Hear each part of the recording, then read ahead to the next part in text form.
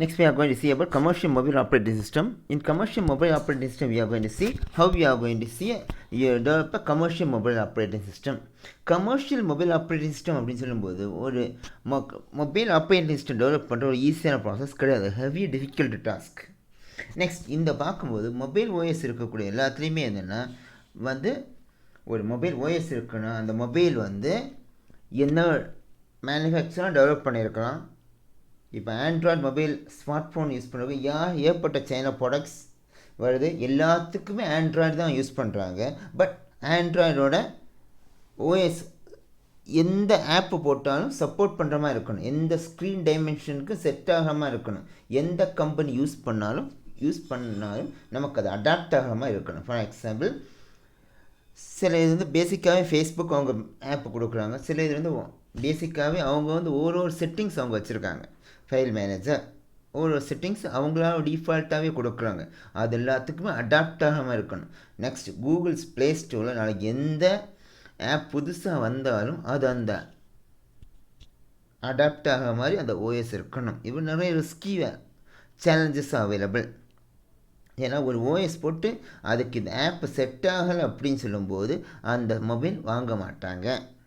இதை third party application டெவலப்மெண்ட்டுக்கு support பண்ணணும். Meaning என்ன, தேர்ட் பார்ட்டினா யாரோ ஒருத்தர் யூஸ் பண்ணும்போதும் அவங்க ரெடி பண்ணியிருக்க ஆப்பு இங்கே நமக்கு சப்போர்ட் பண்ணணும். ஃபார் எக்ஸாம்பிள், .apk ஃபைல் இருந்தால் அந்த .apk ஃபைலை நம்மளால் இன்ஸ்டால் பண்ண முடியணும்.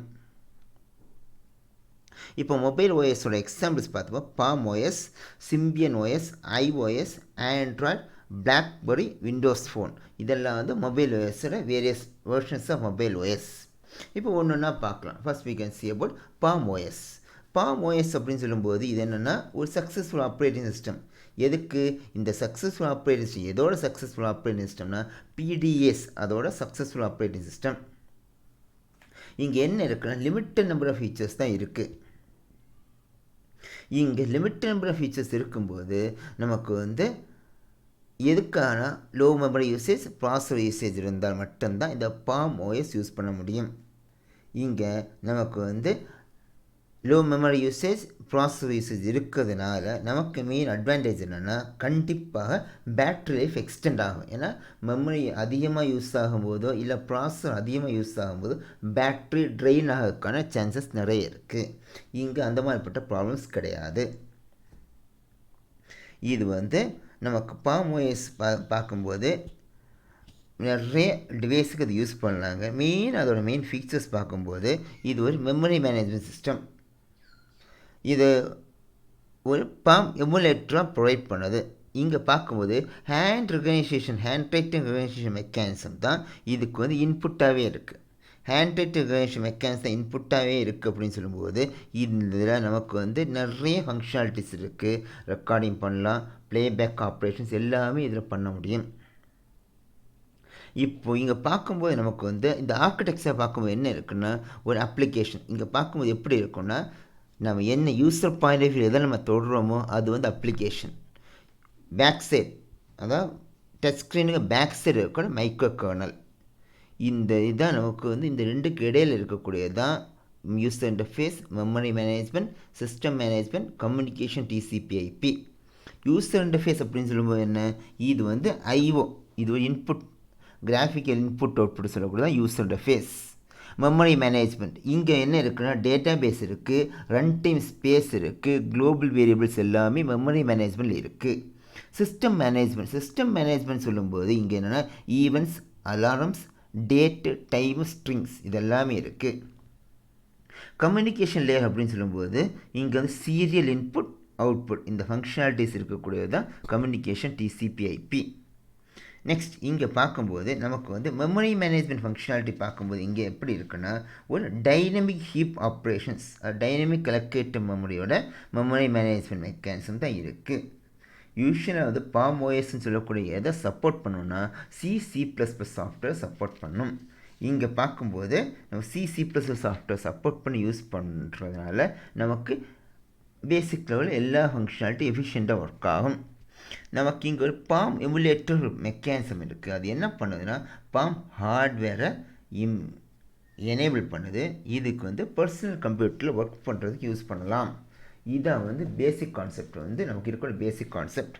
நமக்கு இங்கே பார்க்கும்போது இங்கே சிம்பிள் டாஸ்கிங் ஆப்ரேட்டிங் சிஸ்டம் இருக்குது. அதாவது அதுக்கு மீனிங் என்னென்னா, ஒரே ஒரு அப்ளிகேஷன் ஒரு டைமில் ரன் பண்ணலாம். அதுக்கு பேர் தான் சிங்கிள் டாஸ்கிங் ஆப்ரேட்டிங் சிஸ்டம்ஸ். இங்கே பார்க்கும்போது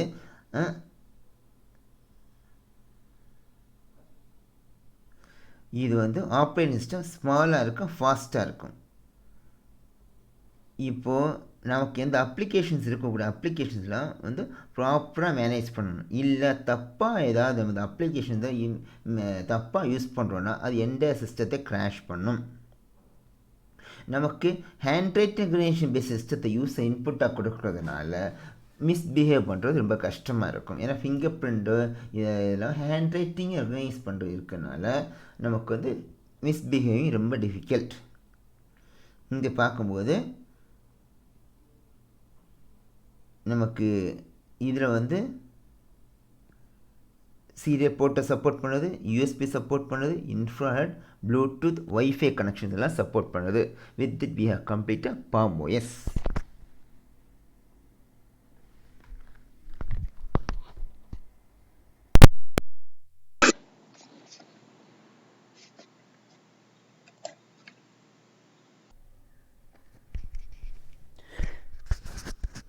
Next we are going to see Symbian OS.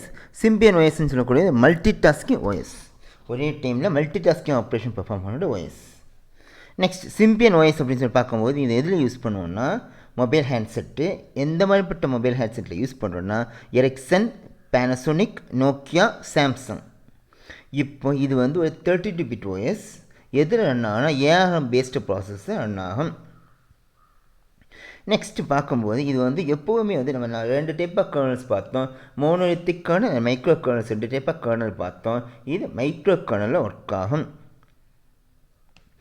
இப்போ இங்கே பார்க்கும்போது எப்படி இருக்குன்னா, நமக்கு வந்து ஒரு அப்ளிகேஷன் ரெஸ்பாண்ட் ஆகலை, கொஞ்ச நேரம் வரைக்கும் ஒரு அப்ளிகேஷன் ரெஸ்பாண்ட் ஆகலை அப்படின்னு சொல்லும்போது சிபியூ என்ன பண்ணணும்னா இதை லோ பவர் மோடுக்கு மாற்றிடும். இதான் ரிப்பீட் பண்ணுறேன். when an application is not responding to a particular event, அப்போ சிபியூ என்ன பண்ணும், லோ பவர் மோடுக்கு சுவிட்ச் ஆஃப் ஆகிடும். சுவிட்ச் to low power mode. Next இது வந்து எதுக்காக டிசைன் பண்ணப்பட்டிருக்காங்கன்னா, மெயினாக வந்து எங்கெங்கெல்லாம் low power low memory requirement தேவைப்படுதோ அங்கெல்லாம் வந்து நம்ம வந்து we go for Symbian OS. இப்போ low power and low memory requirement இருக்கும்போது கண்டிப்பாக பேட்ரி லைஃப்பும் அதிகமாக தான் இருக்கும். முன்னாடிலாம் பார்த்துருப்பீங்க, முன்னாடி வரக்கூடிய மொபைல் எல்லாமே 2 நாள் 3 நாள் மொபைல் பேட்ரி இருக்கும். Because the functionalities are different. இப்போ இங்கே பார்த்தீங்கன்னா, இப்போது இங்கே வந்து ஃபுல் அண்ட் ஃபுல் இந்த 2008க்கு அப்புறம் கூகுள் வந்து எப்போ ஆண்ட்ராய்டு அனௌன்ஸ் பண்ணாங்களோ அதுக்கப்புறம் தான் வந்து சிம்பியன் ஓஎஸோட டவுன்ஃபாலாக இருந்தது. ஆண்ட்ராய்டு டெவலப் பண்ணும்போது யூசர் இன்டர்ஃபேஸில் பார்க்கும்போது எதை வேணால் யூஸை இன்ஸ்டால் பண்ணிக்கலாம் அப்படி ஃபெசிலிட்டி இருக்கும்போது தான் நம்ம வந்து சிம்பியன் ஓஎஸ்க்கான டவுன்ஃபாலாக இருந்தது. ப்ரீவியஸ் மொபைலில் பார்க்கும்போது என்ன அவங்க கொடுக்காங்களோ அதை யூட்டிலைஸ் பண்ணுற மாதிரி தான் இருந்துச்சு. யூஸர் எதையும் ஆட் பண்ணுறதுக்கோ ரிமூவ் பண்ணுறதுக்கோ ஆப்ஷன் இருக்காது. அதை கூகுள் ப்ரொடியூஸ் பண்ணி அனௌன்ஸ் பண்ணதுக்கப்புறம் தான் சிம்பியன் ஓஎஸ்க்கான டவுன்ஃபாலாக இருக்குது. இப்போ இங்கே 2 பிளாட்ஃபார்ம், ஒன்று சீரிஸ் 60, இன்னொரு யூஐக்யூ இன்டர்ஃபேஸ். சீரிஸ் 60 அப்படின்னு சொல்லும்போது எதில் யூஸ் பண்ணாங்கன்னா, Samsung mobile, Nokia mobiles use பண்ணாங்க. இப்போது இதோட main functionality large sized screen, easy to use interface, large sized colour screen, multimedia messaging services use பண்ண முடியும். இதெல்லாம் தான் சீரிஸ் 60யோட மெயின் ஃபங்க்ஷனாலிட்டிஸ். யூஐக்யூ இன்டர்ஃபேஸோட மெயின் ஃபங்க்ஷனாலிட்டி பார்க்கும்போது இது எதுக்குன்னா யூஐக்யூ டெக்னாலஜி டெவலப் பண்ணாங்க. எதுக்கு, சிம்பியன் ஓஎஸ் டெவலப் பண்ணுறதுக்காக. யூசர் இன்டர்ஃபேஸை இன்ட்ராக்டிவ் யூசர் இன்டர்ஃபேஸை டெவலப் பண்ணுறது தான் யூஐக்யூ இன்டர்ஃபேஸோட மெயின் ஃபங்க்ஷனாலிட்டி. இங்கே பார்க்கும்போது நிறைய கம்யூனிகேஷன் நெட்வொர்க்கிங் ப்ரோட்டோக்கால் சப்போர்ட் பண்ணும். For example TCP, UDP, point to point protocol, டிஎன்எஸ்னா டொமைன் நேம் சிஸ்டம்ஸ், எஃப்டிபினா ஃபைல் ட்ரான்ஸ்ஃபர் ப்ரோட்டோக்கால், வேப்னா வயர்லெஸ் அப்ளிகேஷன் ப்ரோட்டோக்கால் இது எல்லாமே சப்போர்ட் பண்ணும் சிம்பியன் ஓஎஸ். டெவலப் பண்ணுறதுக்கு நிறைய என்வாயன்மெண்ட்ஸ் இருக்குது. இங்கே பார்க்கும்போது கார்பைட் அப்படின்னு என்வாயன்மெண்ட் யூஸ் பண்ணி தான் மெயினாக இது வந்து சிம்பியன் ஓஎஸ்க்கான டெவலப்மெண்ட்டுக்கு யூஸ் பண்ணாங்க. கார்பைட் அது எதில் இருக்குன்னா it is full and full based upon C++ application.